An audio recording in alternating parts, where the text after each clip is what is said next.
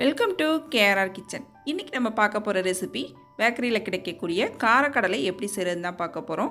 ரொம்ப ஈஸியாக செஞ்சிடலாங்க. வீட்டில் கடலைப்பருப்பு இருந்தால் போதும், டக்குன்னு நம்ம இந்த ஸ்நாக்ஸை செஞ்சு கொடுத்துடலாம்.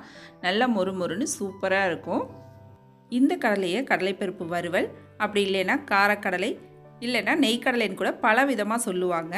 இந்த கடலை வறுவல் எப்படி செய்கிறது நம்ம வீடியோக்குள்ளே போய் பார்ப்போம். அதுக்கு முன்னாடி நம்ம சேனலை இப்போ தான் ஃபஸ்ட் டைம் பார்க்குறீங்கன்னா சப்ஸ்கிரைப் பண்ணி வச்சுக்கோங்க. கூடவே பெல் சிம்பிள் ப்ரெஸ் பண்ணி ஆளுங்கிற ஆப்ஷனையும் ப்ரெஸ் பண்ணி வச்சுக்கோங்க. அப்போ தான் நான் போகிற வீடியோஸ் எல்லாம் உங்களுக்கு தொடர்ந்து நோட்டிஃபிகேஷனில் கிடச்சிக்கிட்டே இருக்கும்.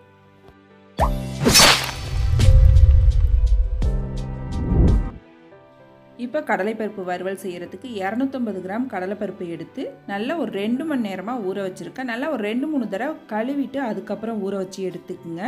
கடலைப்பருப்பு நல்லா ஊறிடுச்சா அப்படின்னு இது போல் நல்லா நசுக்கி விட்டு பாருங்கள். நல்லா உடைய வரணும். இப்போ நல்லா ஒரு 2 மணி நேரம் கிட்ட ஊற வச்சு எடுத்து வச்சுருக்கேன். இப்போ இதில் உள்ள தண்ணிலாம் வடிச்சிட்டு நம்ம நல்லா ஒரு காட்டன் கிளாத்தில் இது போல் காய போட்டுக்குவோம்.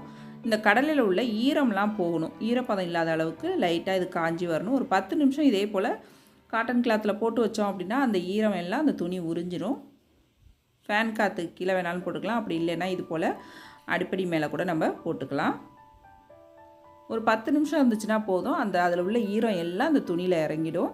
அதுக்கப்புறம் நம்ம பொரிச்சு எடுத்துக்கலாம். இப்போ ஒரு 10 நிமிஷம் இது இருக்கட்டும். அதுக்கப்புறம் நம்ம எடுத்துக்குவோம். இப்போ பாருங்கள், கடலை நல்லா காஞ்சிருச்சு பாருங்கள். கையில் எடுத்து பார்த்தோம் அப்படின்னாக்கா கொஞ்சம் கூட ஈரம் இருக்கக்கூடாது. இந்த அளவுக்கு இருக்கணும். இப்போ இதை எடுத்து நம்ம பொரிக்க ஆரம்பிச்சிருவோம். இது போல் ஜல்லடை வடிகட்டி இருந்துச்சு அப்படின்னாக்கா அதில் கொஞ்சம் கொஞ்சமாக சேர்த்து பொரிச்சு எடுத்துக்குங்க. எண்ணெய் பார்த்திங்கன்னா நல்லா சூடு பண்ணிவிட்டு அடுப்பை மீடியம் ஃப்ளேமில் வச்சுக்குங்க. அடுப்பை மீடியம் ஃப்ளேமில் வச்சு பொரிக்கும் போது தான் பார்த்திங்கன்னா நல்லா ஒத்தாப்பில் பொரிஞ்சு வரும். நல்லா இது போல் கரண்டி வச்சு கலந்து கொடுத்துட்டே இருங்க. ஒரு ஸ்பூன் வச்சு, ஸ்பூன் உங்களுக்கு ஆவி சுடுது அப்படின்னாக்கா ஸ்பூனுக்கு பதிலாக ஒரு நீட்டை கரண்டியாக வச்சுக்கிட்டு இது போல் கலந்து கொடுத்துட்டே இருந்தீங்கன்னா கடலை பார்த்திங்கன்னா நல்லா ஒத்தாப்பில் செவந்து பொரிஞ்சு வரும். அடுப்பும் பார்த்திங்கன்னா ரொம்ப அதிகமான தீயில் இருக்கக்கூடாது. மீடியமான ஃப்ளேமில் வச்சு பொரித்து எடுத்துக்கங்க. அப்போ தான் நல்லா கடலை வெந்து நல்லா மொறுமொறுப்பாக நமக்கு வறுபட்டு வரும்.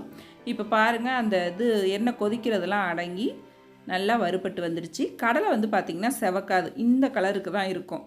அந்த சலசலப்பு அடங்கினோடனே நம்ம எடுத்துடலாம். இப்போ இதில் உள்ள எண்ணெயெல்லாம் நல்லா வடிச்சிட்டு இது ஒரு பாத்திரத்துக்கு மாற்றிக்குவோம். கடலை செவர்லியன்னு ரொம்ப நாளி வச்சுருக்க வேண்டியில்லை. அந்த எண்ணெயோட சலசலப்பு அடங்கினோடனே நம்ம எடுத்துடலாம். இப்போ திரும்பவும் அதே போல் மீதம் இருக்கிறது எல்லாத்தையும் நான் ஃப்ரை பண்ணி எடுத்துக்கிறேன். இப்போ எல்லா கடலையும் நல்லா வறுத்து எடுத்துக்கிட்டேன் பாருங்கள். இதில் லைட்டாக எண்ணெய் இருக்கிற மாதிரி இருக்கும். அந்த எண்ணெய் இருக்கணும். அப்போ தான் நம்ம காரம் உப்பு எல்லாம் சேர்க்கும் போது அந்த கடலையோட பிடிச்சி சாப்பிட்றதுக்கு நல்லாயிருக்கும். திரும்பவும் அதே வடிகட்டியில் பார்த்திங்கன்னா நல்லா ஒரு 2 கொத்து அளவுக்கு கருவேப்பிலை சேர்த்து ஃப்ரை பண்ணி எடுத்துக்குங்க. கருவேப்பிலை நல்லா கொஞ்சம் அதிகமாகவே சேர்த்துக்குங்க. இந்த கடலை கூட சேர்த்து சாப்பிட்றதுக்கு நல்ல வாசனையாக டேஸ்ட்டாக இருக்கும். இப்போ பொரிச்ச கருவேப்பிலையே கடலைப்பருப்போடு சேர்த்துட்டு திரும்பவும் அதிலே ஒரு 10 பூண்டு பல் இடித்து வச்சுருக்கேன். அதையும் சேர்த்து நல்லா பொன்னிறமாக வர வரைக்கும் ஃப்ரை பண்ணி எடுத்துக்குவோம். இப்போ பொரிச்ச இந்த பூண்டையும் நம்ம இது கூட சேர்த்துக்குவோம்.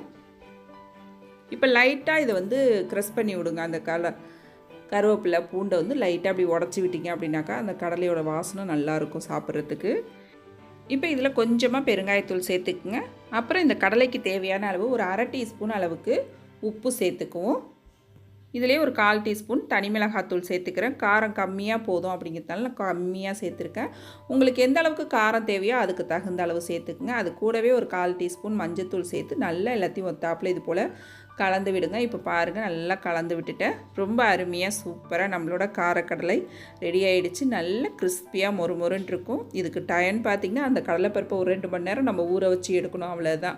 பொரித்து எடுக்கிறது செய்கிறது எல்லாமே பார்த்திங்கன்னா டக்குன்னு ஈஸியாக முடிஞ்சிடும். அதே போல் பார்த்திங்கன்னா புதுசாக செய்கிறீங்க அப்படின்னாக்கா இந்த வலை வடிகட்டி இருந்தால் மட்டும் செய்யுங்க. பிளாஸ்டிக் வடிகட்டியே யூஸ் பண்ணிடாதீங்க. எண்ணெயில் போட்டுட்டிங்க அப்படின்னாக்கா பிளாஸ்டிக் உருகிடும். தெரியாமல் செய்வீங்க அப்படிங்கிறதுக்கு தான் சொல்கிறேன். வலை வடிகட்டி உங்கள்கிட்ட இல்லை அப்படின்னாக்கா நல்லா குழியான எண்ணெய் சட்டியாக எடுத்துக்கோங்க. அதில் எண்ணெயை வச்சு நல்லா சூடு பண்ணிவிட்டு அடுப்பு தீயை நல்லா ஃபுல்லாக குறைச்சி வச்சுட்டு நம்ம கடலைப்பருப்பை சேர்த்து நல்லா கலந்து விட்டுட்டே இருந்தீங்க அப்படின்னா ஈவனாக நல்லா பொரிஞ்சு வந்துடும். அதுக்கப்புறம் நல்லா அரிக்கரண்டி வச்சு நீங்கள் எடுத்துக்கலாம். இன்றைக்கி நம்மளோட காரக்கடலை ரொம்ப சூப்பராக அருமையாக ரெடி ஆகிடுச்சுங்க. நீங்களும் வீட்டில் இருக்கக்கூடிய கடலைப்பருப்பை வச்சு செஞ்சு கொடுங்க. குழந்தைங்கள்லேருந்து பெரியவங்க வரைக்கும் எல்லாரும் இந்த ரெசிபி ரொம்ப விரும்பி சாப்பிடுவாங்க. செஞ்சு பார்த்துட்டு எப்படி இருக்குன்னு எனக்கு கமெண்ட் பண்ணுங்கள். என்னோட இந்த ரெசிபி பிடிச்சிருந்ததுன்னா லைக் பண்ணுங்கள், ஷேர் பண்ணுங்கள். மறக்காமல் நம்ம கேஆர்ஆர் கிச்சனை சப்ஸ்கிரைப் பண்ணி வச்சுக்கோங்க. நாளைக்கு வேறொரு ரெசிபியோடு சந்திப்போம். தேங்க்ஸ் ஃபார் வாட்சிங்.